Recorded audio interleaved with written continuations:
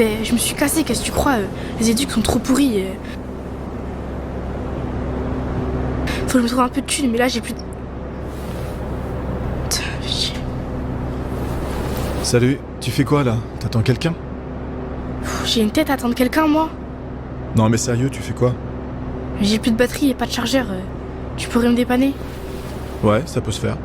Ça te dit qu'on aille manger un truc? J'ai grave la dalle. Ok, mais tu paies, hein. J'ai plus de thunes. Vas-y, c'est bon, je te paye un kebab. T'es en galère, t'as fugué. Pourquoi tu dis ça? J'ai une tête de fugueuse, moi? Tranquille. Si t'es en galère, je peux t'aider si tu veux. Ah ouais. Et comment? Bon alors, c'est quoi ton plan? En gros, moi je mets des annonces et je gère ta sécurité. Toi, tu vois les mecs et tu te fais grave de thunes, direct. Combien? Mec, j'ai une nouvelle recrue. On la teste et on voit si on la fait bosser.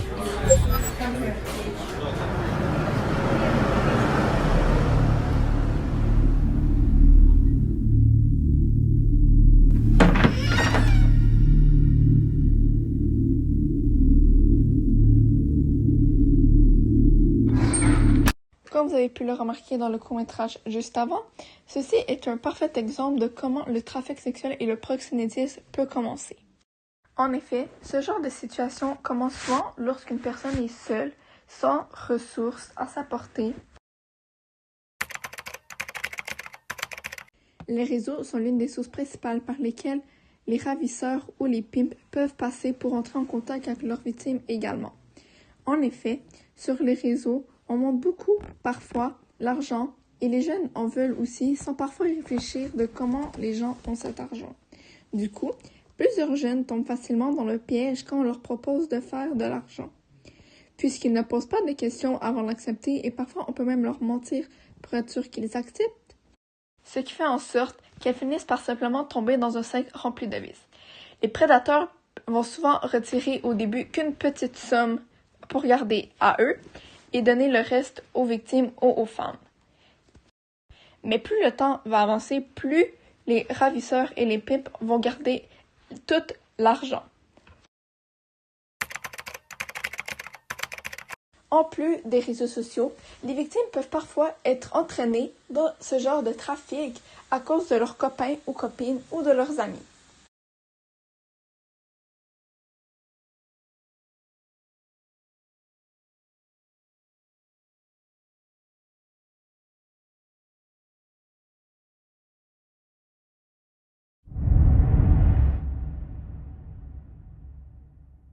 Elle, c'est Emma. Elle a 14 ans. Elle vit chez ses parents, elle est en 4e. Emma a quelques copines avec qui elle s'entend bien. Mais celle qu'elle préfère, c'est Jade. Jade est vraiment super. Elle a une grosse communauté de followers. Jade et Emma passent pas mal de temps ensemble. Hello tout le monde, j'espère que ça va. Je vous présente ma copine Emma. Elle est trop belle. Vous pouvez vous abonner à son profil Insta, Emma Coella 28.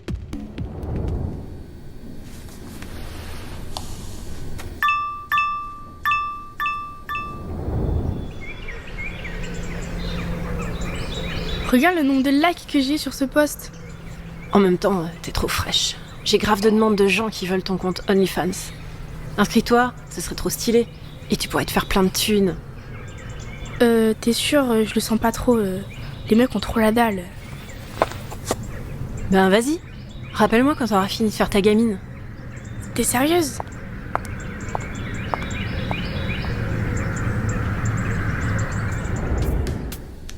Alors, t'as fait combien? C'est un truc de ouf, 300 €. Tu vois, je t'avais dit, il y a de la moule à se faire. Et encore plus quand tu rencontres les mecs. Ah ben justement, y a ce gars avec qui j'ai parlé toute la nuit. Il me dit qu'il veut me rencontrer et en plus il est prêt à payer. Mais il est trop mignon. Il propose combien? Ouais, écris-lui, c'est 500 € si tu veux me voir.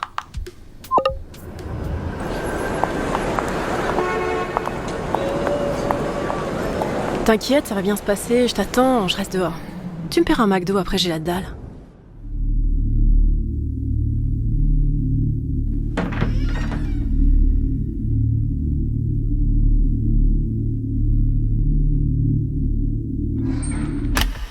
Emma va être victime de prostitution.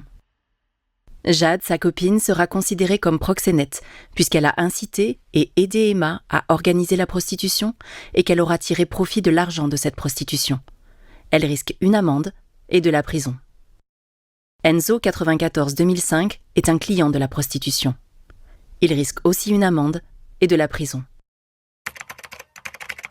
Parmi toutes ces personnes ou ces groupes de personnes concernées, il y en a 4 qui le sont plus que les autres.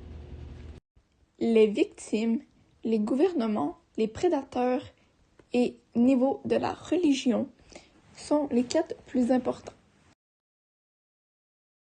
Face à cette problématique, 4 enjeux principaux s'y trouvent. La stigmatisation et la réhabilitation, entre autres la dignité, la justice et la législation, l'économie et la sécurité, droits humains.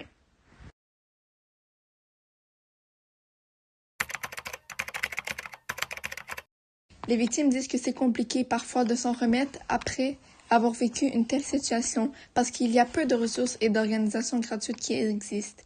En effet, si les victimes voulaient voir un psychologue, ils devraient payer et ce n'est pas tout le monde qui a forcément l'argent, entre autres. Plusieurs victimes ne dénoncent jamais leur ravisseur ou leur pimp puisque par la suite, elles ont la peur que sûrement leurs prédateurs reviennent pour s'en prendre à elles ou surtout que les autorités peuvent décider de ne pas faire grand-chose ni de la prendre au sérieux. Les démarches peuvent donner suite à ce genre de choses, peut prendre plusieurs semaines et mois, parfois même des années. Elles oublient aussi que parfois, il existe des lois qui les protègent. Tout ceci est souvent causé par le manque de prévention. Je l'ai rencontré lorsque j'avais 16 ans.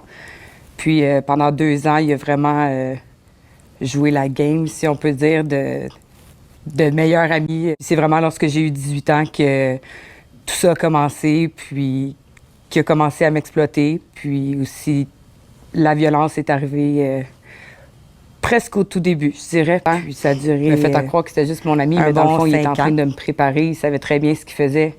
Quelqu'un là, qui va t'acheter plein de choses ou t'amener faire des voyages extraordinaires sans avoir à payer un sou. Souvent, c'est trop beau pour être vrai. It was assumed that she was going to drive me back home. She drove me into a strip club parking lot. She told me that I owed her money from the club the night before, the cab ride the night before, and I didn't have it. She said, "You're going to work today and make me some money." Just kind of looked at her horrified, and I think I chuckled a little bit because it just seemed unreal, like me at a strip club. That's not going to happen. But then she threatened my dad and my dog, and she threatened that she would kill them. And I believed it. Le gouvernement peut affirmer qu'il est de sa responsabilité de protéger les personnes vulnérables et de prévenir leurs exploitations. Le gouvernement peut mettre en avant leur engagement à combattre les réseaux criminels qui profitent du trafic sexuel et des victimes, souvent en manque de ressources. De plus, le gouvernement peut mettre en avant des programmes pour sensibiliser et éduquer le public sur les dangers du trafic sexuel et du proxénétisme, sur la manière de le prévenir. Il vise à montrer que la lutte contre le trafic sexuel est une priorité, garantir la sécurité et le bien-être des citoyens. Québec, une ville que l'on dit tranquille et sécuritaire, où il fait bon vivre, notamment pour les familles. Mais parmi la foule, à chaque jour qui passe, des filles et des garçons sont pris dans l'engrenage du proxénétisme, des drames inconcevables qui se déroulent sans grand bruit derrière ces murs qui vous sont si familiers. Première de classe, sportive, en sport-études, qui se ramasse dans le milieu de la prostitution. Cette violence-là, je suis plus capable. Ce qu'on sait, c'est ce qui est dénoncé.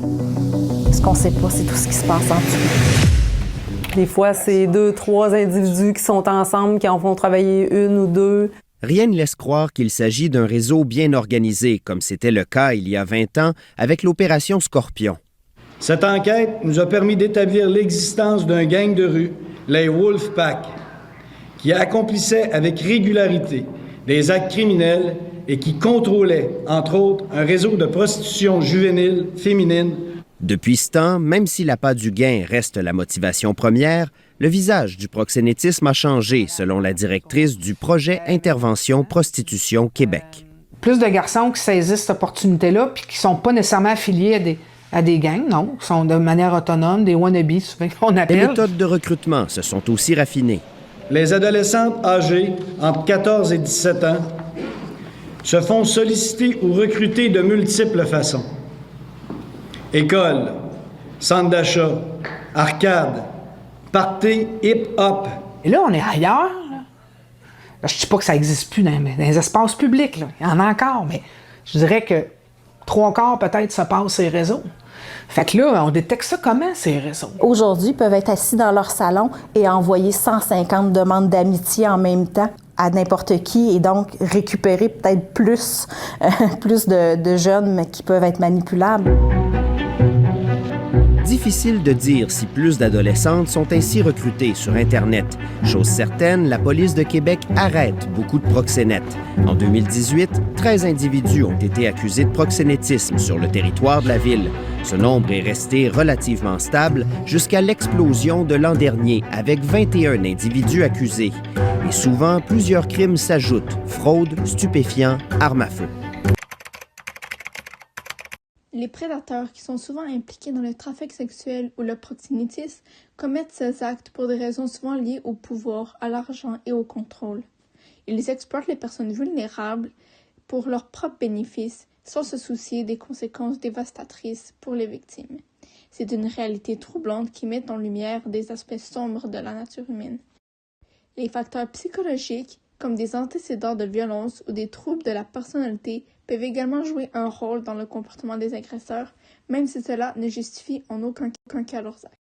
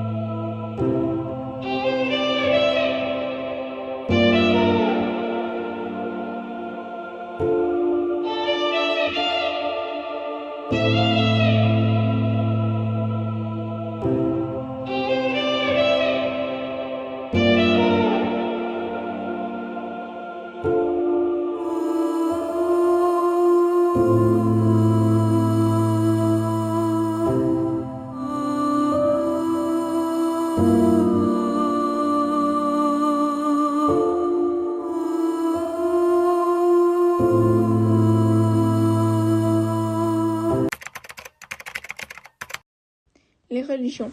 Les religions prônent des valeurs de respect, d'amour et de dignité humaine dont l'exploitation d'autrui, comme dans le trafic sexuel, va à l'encontre de ces principes fondamentaux. Les religions encouragent la protection des personnes vulnérables et la justice sociale. Les actes de violence et d'exploitation sont perçus comme des violations de ces devoirs moraux. Dans la religion, peu importe laquelle, il est interdit de faire cela. Car en effet, dans les textes sacrés, il existe des interdictions claires concernant l'adultère, la fornication et l'exploitation, ce qui contribue à stigmatiser ces comportements. Ces actes sont non seulement une violation des droits humains fondamentaux, mais ils détruisent également la dignité et l'intégrité des individus. Dans les deux cas, la tradition, nous les êtres humains, nous sommes considérés comme sacrés et dignes de respect. L'exploitation sexuelle et la violence contre autrui sont donc perçues comme des offenses non seulement envers la victime, mais aussi envers Dieu et la communauté religieuse. Devant le temple où elle a servi de longues années, Uvaka Bimapa retient ses larmes. Si je pense à ma vie à Devadasi et à tout ce que j'ai enduré, je ne peux supporter la douleur. Enfant, elle est offerte en offrande à une déesse hindoue, Yelama. Elle n'a pas 10 ans.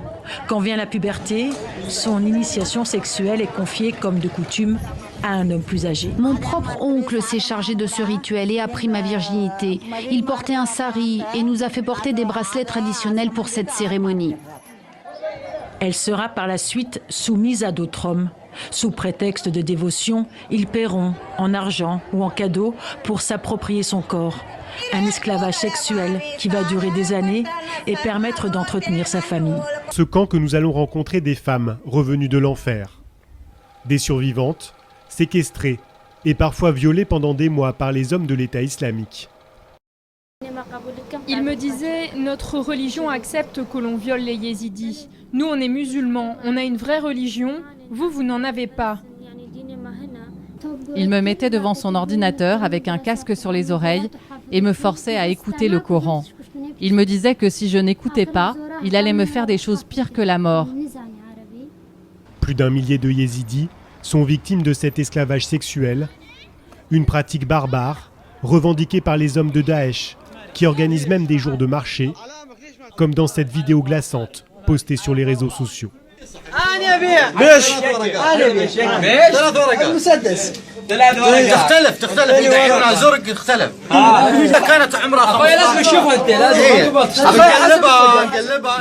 Face au crime de Daesh, des yézidis tentent de secourir ces jeunes filles. Ce commerçant passe tout son temps au téléphone. Il dirige un réseau clandestin de passeurs qui œuvre à libérer les esclaves. Ces 2 jeunes filles s'appellent Nassima et Nadia. Elles étaient détenues par des Saoudiens à Raqqa, en Syrie. Il y a les esclaves sexuels, mais aussi les esclaves domestiques, voués aux tâches ménagères. Des femmes plus âgées, capturées avec leurs enfants. Ça, c'est l'esclave numéro 8. Ils donnent un numéro à chacune. Après, ils envoient les photos à leurs combattants sur leur téléphone portable. Ils disent que le marché est ouvert pendant 3 ou 4 jours, et pendant cette période, chacun peut appeler pour acheter celle qu'il veut. Daesh a même mis en place une bureaucratie de l'esclavage, avec des contrats. Est-il correct que les sociétés doivent s'engager à fournir un soutien psychologique et des ressources adaptées aux victimes de trafic sexuel pour favoriser leur réhabilitation, tout en évitant de les stigmatiser? Explique. Shaina, on a parlé de toi avec la CPE. Tu viens de moins en moins en cours et on s'inquiète pour toi. Tu veux bien qu'on en parle ensemble? Depuis la 6e, j'ai toujours été mise à l'écart. Souvent on m'insultait, on se moquait de moi. Et parfois ça allait plus loin.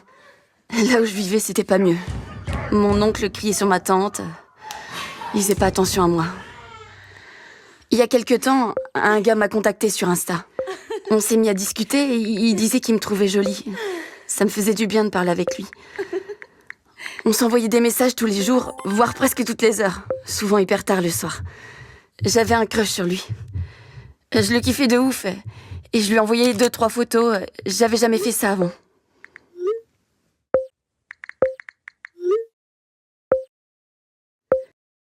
Il faisait trop attention à moi. Lui, il me protégeait. Il gérait tout. Avec lui, je me sentais bien. Vas-y, fais-le.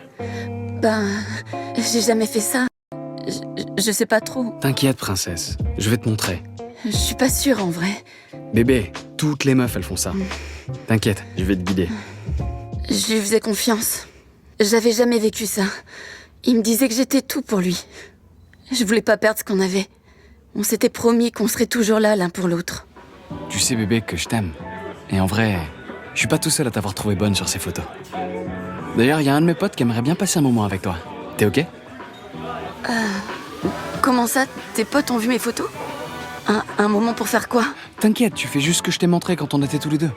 En vrai, je suis pas chaude. Je préfère quand c'est juste avec toi.